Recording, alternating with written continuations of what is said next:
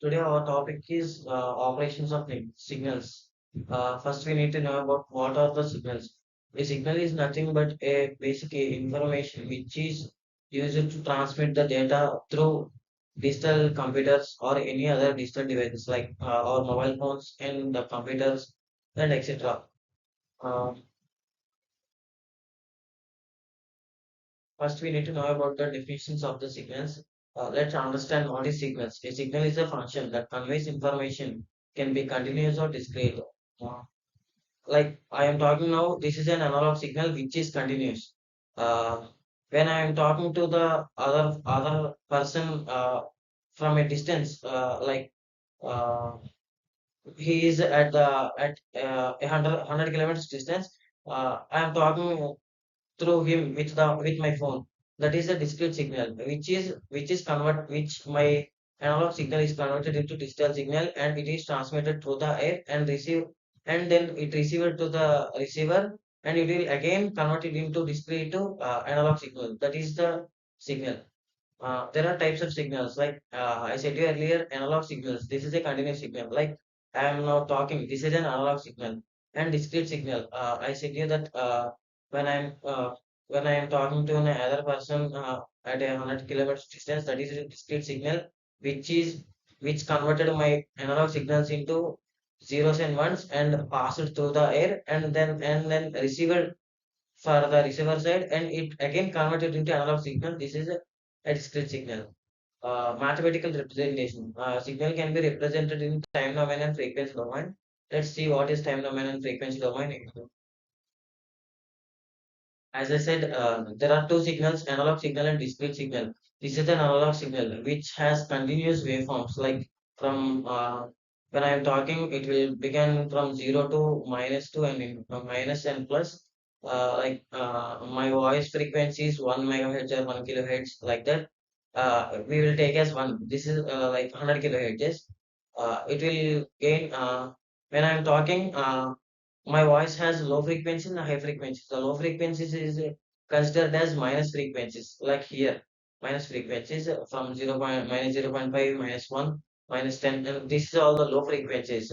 When I'm changing my word, the time gap between these are taken as these negative signals. And I am talking when I was talking and starting a word, these words are taken as positive signals, which is high like this is a continuous signal. And let's talk about the discrete signal. This is our the discrete signals. Like when I'm talking to the person through my phone, the my analog signals are converted into discrete signals. This signal is converted into discrete signals, zeros and ones. This is all zeros and ones. This is a normal graphical representation, but discrete signal is slightly different to this signal. It will be like this, like 0 and 1, like a square waveform. That is about the discrete signal. It passes through my transmitter and goes through the air with using a bandwidth. Bandwidth it will we will talk about it later. My signal is traveled through the bandwidth and it will reach the receiver side and his receiver will convert my discrete signal into analog signal and it will hear through his earphone. This is about the discrete signal and analog signal. These are the mathematical representation of signals. There are two mathematical representation: time domain signal and frequency domain signal. In the time domain signal, our voice signals or any other signal is calculated by using time. Like when there is a frequency is recorded from 0.00 seconds to 0.2 seconds, and another frequency is recorded from 0.2 to 0.4 seconds, and like that it will go on up to whatever information is being transmitted. Uh, and next, the amplitude of the signal is based on the frequency of our voice signals or any signals which we transmitted. Like some signals, like my voice have some high frequency, like high voice and some low voices. The frequency of my voice is considered as amplitude. When my voice is very high, the amplitude is very big, and my voice is very low. At sometimes the amplitude is equal to zero, or sometimes it will less than zero. But there is an amplitude not not equal to zero. Either it will be positive or negative, but it will not be equal to zero. That is time domain signal. Let's consider frequency domain signal. Uh, like I said, my voice has some frequencies. Like when I'm talking low, my voice frequency is very low. Whenever I talking so high, my voice frequency is reach to its limit. Basically the human voice signals will be 440 hertz maybe 440 kilohertz, our peak hearing value. After that, we receive only noise. We can't hear the clarity of the voice. That is the frequency, maximum frequency our human ear can heard. This is a frequency signals. Uh, and when I'm stop talking, the frequency signals will be not equal to zero, but it will be very equal to zero, like it will be 0.001, like 0.0001. There is some noise will be added from the background, and it will be air, or it will be something that will be considered as this frequency, but it's very low when I'm not talking. This is the frequency domain signal. Now, let's talk about the operations of signals. There are three operations of signals. The first one is addition operation. Two signals can be added together. Addition is nothing but combining of two signals like information. When I am talking through to the person who is very far from my home, like he is a distance of 100 kilometers, my voice signals and other background signals will be transmitted. These two signals will be combined, and the both signals will be received to the receiver, and he can hear the background signals and also my background voices and also my voice. This is the reason of two signals. And scaling. Scaling means this operation involves multiplying a signals by constant effect. This is nothing but multiplying the signal amplitude of effect. Either the amplitude is weaker intensity, or either it will be strong intensity. There is nothing but when I'm talking, my voice amplitude is very high. When sometimes I am talking very loud, the amplitude will be very high, and when I'm talking very low, the amplitude will be very low. This is a scaling property. We will see about the signals and the properties of the scaling, and let's talk about the time shifting. Time shifting is nothing but adjusting the signal for a constant time. Like we are synchronizing tasks. We are synchronizing our voice. Uh, to the time which we have given, like nothing but we are synchronizing our voice signals or our data signals to the bandwidth which we have given. Let's take an cell tower company. In a cell tower company, they have some bandwidth. The those bandwidths are given to the customer, which some part of the bandwidth is given to a customer when he is calling or when he is talking to a phone. In that bandwidth only we can talk, and other bandwidths will be removed, and uh, our voice will be reached to our only receiver, but it cannot be received to any other persons. Sometimes now we are doing that only. When I am calling to a particular person at a distance of 100 kilometers, we have the same bandwidth, and our data will be between me and the receiver only, but it cannot be. And we are shifting the times. Time shifting means synchronizing our data signals through the time. This is about the time shifting. This is a graphical representation of addition of signals. Let's take an signal x1 of t and x2 of t. In this x1 of t, the amplitude is 1, and time is given from minus 1 to 3. And let's take about the x2 of t, the second signal. Its maximum amplitude is 2, and its maximum time frequency time is 2, like 2 seconds. Consider these 0, 1, 2, 3 as seconds, and this is as 0, 1, 2, 3, and so on up to seconds. When we are adding y of t means the final signal. Y of t means adding of those two signals, x1 of t and x2 of t.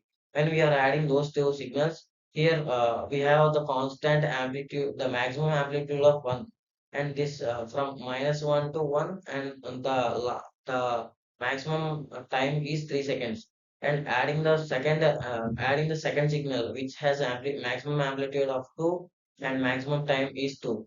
And here we have maximum amplitude of 2, and adding of these maximum amplitude to the maximum amplitude of 1 from the signal 1. They got maximum amplitude of 3. And here the first signal has a time uh, um, the time up to 3 seconds, and second signal has the maximum time is 2 seconds. That's why the both signals are added, and it will become these type of signal. Here is the information about the time scaling. Before we are knowing what is time scaling. Time scaling is an expression of signal in time, which we can change the speed of the signals. Like uh, consider a song which has a time of 3 minutes. Uh, when we change the speed of the song to the 2 times faster, the time of the song will becomes less. Like it will be decrease it to 1.50 seconds. When we are changing the song means consider the song as a signal. When we change the signal speed, the time become very less. When we change the signal speed to very low, the time will be very increased. Like when we change the song speed to the 0.50, decreased 0.50 from 1, the time of the song will be increased to when the song is 3 minutes, it will become 4 minutes, or like or like that. That is about the time scaling. Generally the time scaling expression will be like this: x of t is equal to y of t, where y of t is equal to x of alpha t. Alpha alpha means we are taking the uh, time um,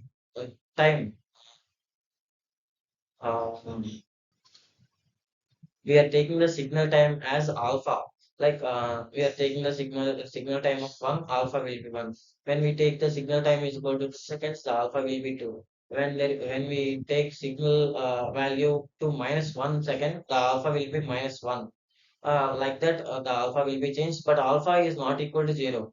Equal to 0 means there is no signal. So we cannot find any time scaling or any other property. So alpha will be not equal to 0. That's where we can we can change the time, the signal speed, or any other changes in that signal of any information. Here we are considering in case like alpha is greater than 1. Alpha is greater than 1 means we can consider alpha is equal to 2.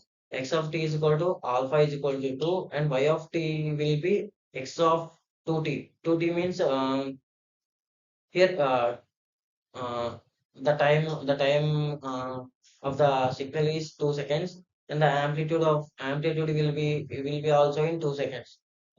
Let's scale the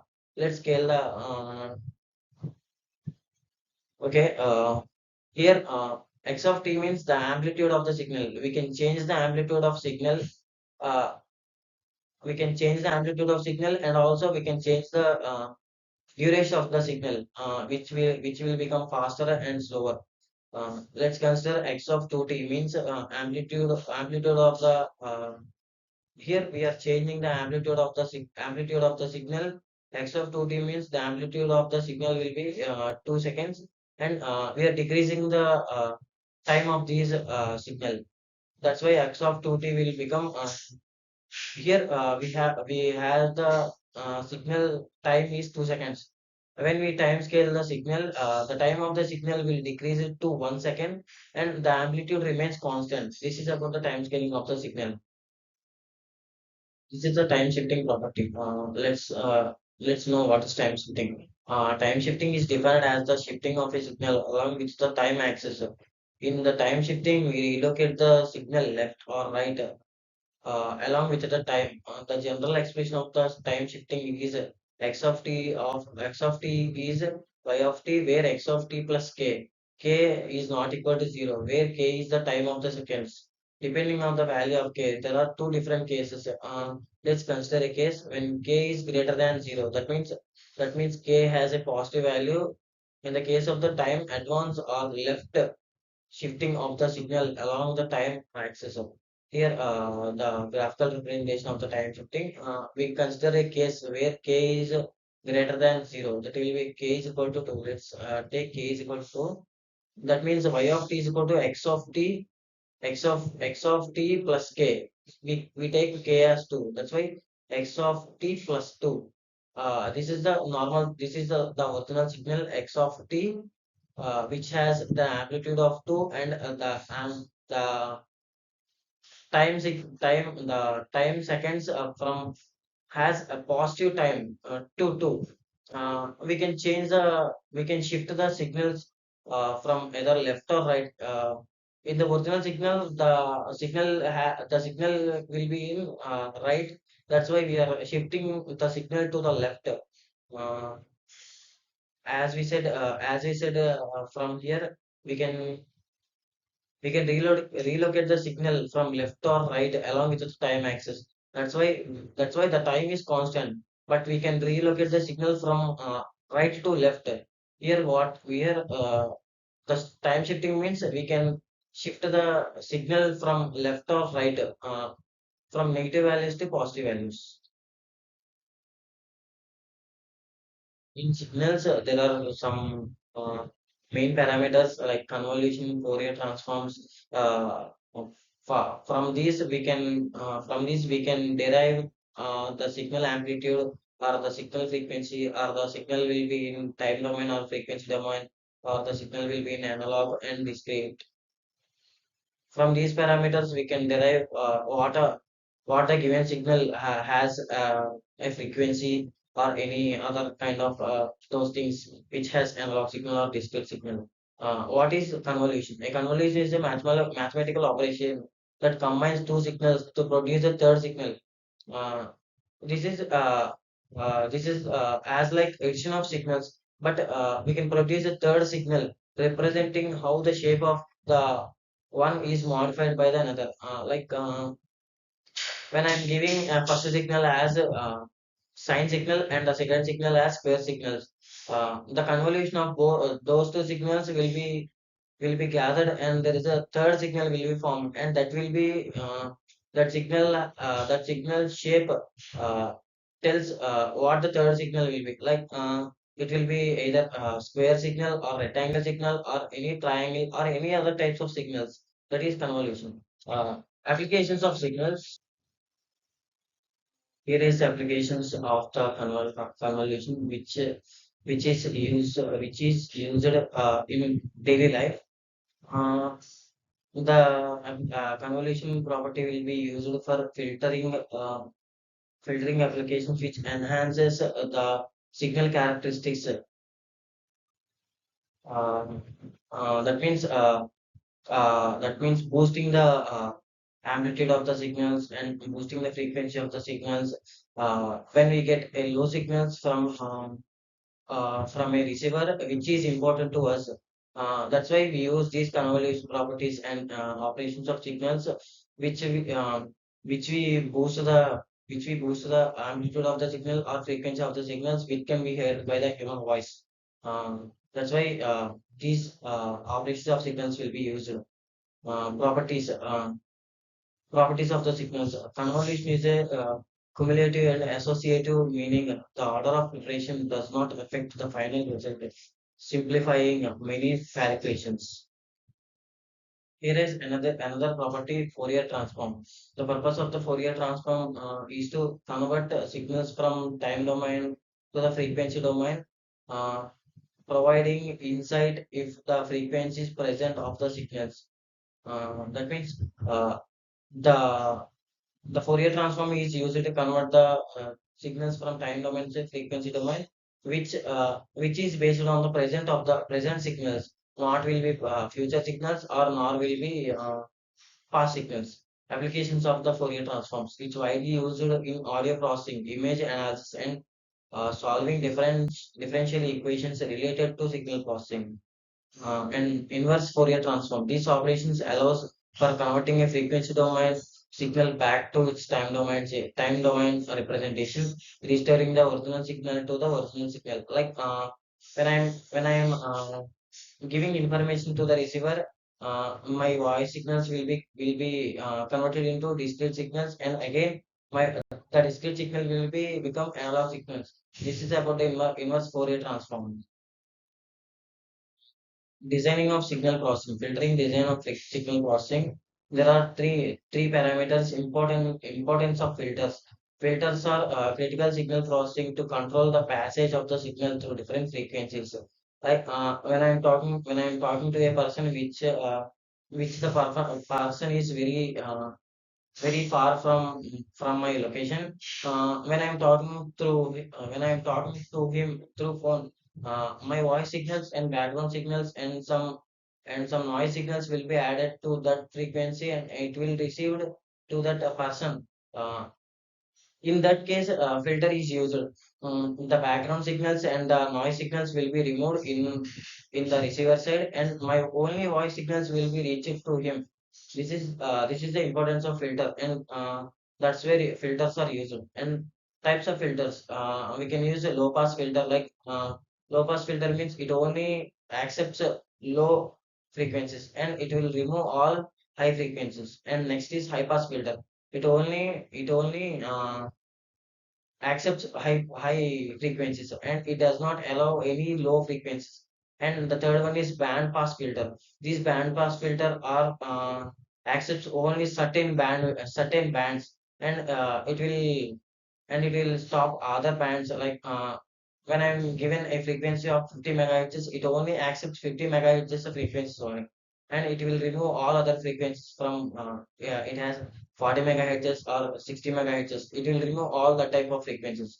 And band stop frequencies. These band stop frequencies is opposite to the band pass filter. Like when I give it 50 megahertz, and I give a signal to the this filter, that 50 megahertz band will be removed, and all other frequencies will be taken. And these are